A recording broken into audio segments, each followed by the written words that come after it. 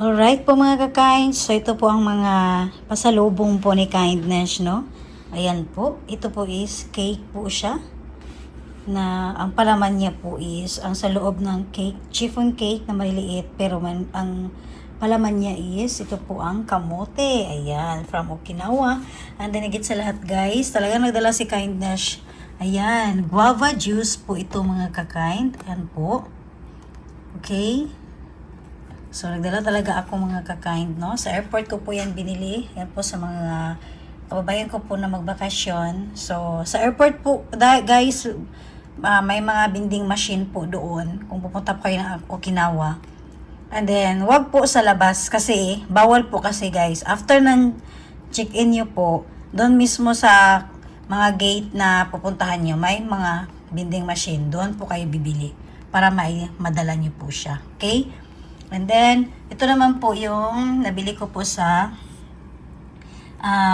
Junglia. Yan. Or sa English po is jungle po ito mga kakain.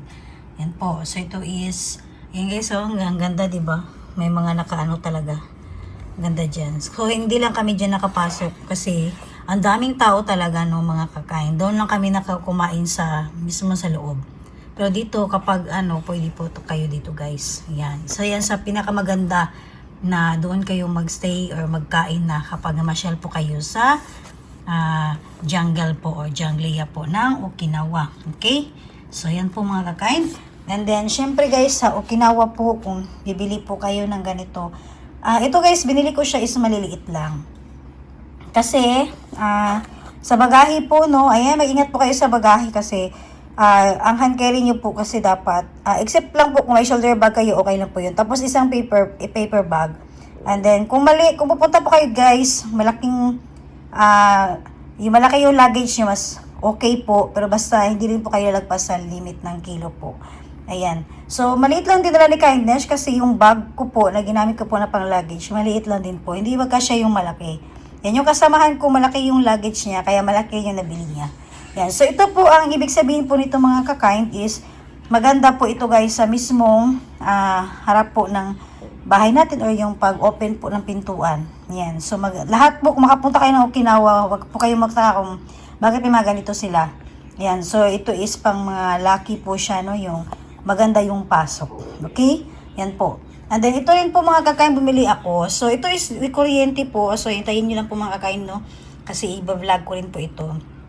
Ito po is, kuryente po siya. So, palaging, maglagay lang po tayo ng kunting tubig. Ayan po. So, baka lang po guys kasi, i-video ko rin po ito. Maganda rin po ito guys. Isa rin po itong pang, sa bahay. Ayan. Wala rin namang wala. Ayan. So, katulad kay Kindness, mahilig lang po talaga po sa mga ganitong bagay.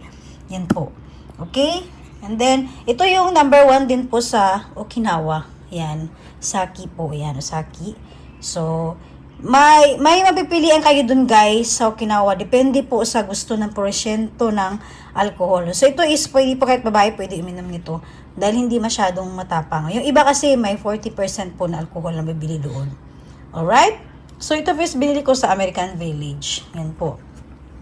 And then, ito naman yung ating biskuit na nabili sa aquarium. Yung pumunta kami doon, no? Ayan po. So, sa mga nanood po, ito po guys. Ito yung mga nabili natin para pampasalubong. And then, ito rin po, sa aquarium ko rin po ito nabili. Okay? Ayan po. Ayan. And then, ito naman, nabili ko to sa unang hotel namin. Ayan, sa mga kapagsubaybay po. Before kami nag-Hilton na hotel, yung first day talaga namin sa Okinawa, ibang place po yun. Sa sentro po talaga kami mismo na hotel. So, doon ko to nabili. Yan, masarap po ito mga kakain. Mochi po siya. Yan po, Okinawa Chocolate Daifuku. Okay? Yan po. And then, syempre, ito rin, masarap din po ito mga kakain. Yan. So, yung mochi rin po siya, ang palaman niya rin po is yung ito. Okay? Yan. Alright. At higit po sa lahat mga kakain, ito naman po nabili ni Kindness. Ayan. So, ito is nabili ko po sa American Village po. Okay? Ayan. So, pasalubong ko po sa aking anak guys kasi mahilig po siya sa mga pet, mga aso, pusa. Ayan po. So, mahilig siya. So, since hindi ko kayang bumili talaga ng totoo, no? Kasi nga po, pareho kami may mga work, so baka hindi namin maalagaan. Ito yung naisipan ni Kindness na pasalubong po. And then, ang cute-cute niya kasi may buntot din po siya, mga ka-kind. Ayan. Ang cute niya po talaga, oh. Yan po. So, baka ano kayo guys, makita niyo po yan. Iba-iba po yung mga ano niya, style po ng mabibilan niyo po doon guys. Meron din po kayo doon na makikita kasama nito, aso rin po.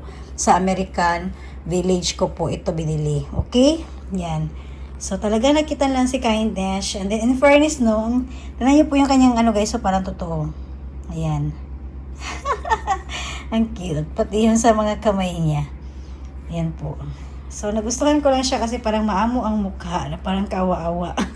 Ayan. Okay, so tuwang-tuwa po yung aking anak guys pagdating ko kasi nakita niya po ito mga kakain. Yan po. So, sa lahat po ng mga nagsubaybay ng aking nagpunta po ako sa Okinawa, maraming salamat po sa inyong suporta talaga no sa panonood po. At madalas lahat po is naka-voice over lang po talaga si Kindness. Yan, dahil nga po palagi kami nagmamadali. Yan. And then madalas naman po kapag may mga Japanese kasi, yan, iniingatan ko rin po ang kanilang mga privacy po mga ka-kind. Okay? So, ito na po lahat guys ang aking mga naibahagi po no na nabili ko po sa Okinawa. Ayan. So, masaya si Kindness dahil almost 20 years na rin po ako dito sa Japan. Pero ngayon lang po ako nakapunta no. Although yung lahi talaga ng husband ko is mga taga Okinawa po sila. Ayan. Pero ngayon pa lang po nakapunta talaga si Kindness. Kung nakita nyo po sa biyahe pa lang, talagang kailangan ng time. Yan po. Alright. So, sana is gusto nyo rin po yung binahagi ko po sa inyo para may idea po kayo no kung ano ba yung meron doon. So, about naman sa mango. Yes po, may mango rin po sa Okinawa. So, hindi lang ako nakabili ng mango dahil pumunta tayo ngayon is January. Hindi daw po seasoning ng mango ngayon. Ayan. So, madalas, maganda daw doon pag pumunta, month of June. Yan po. And then, may singkamas din po sila. Okay?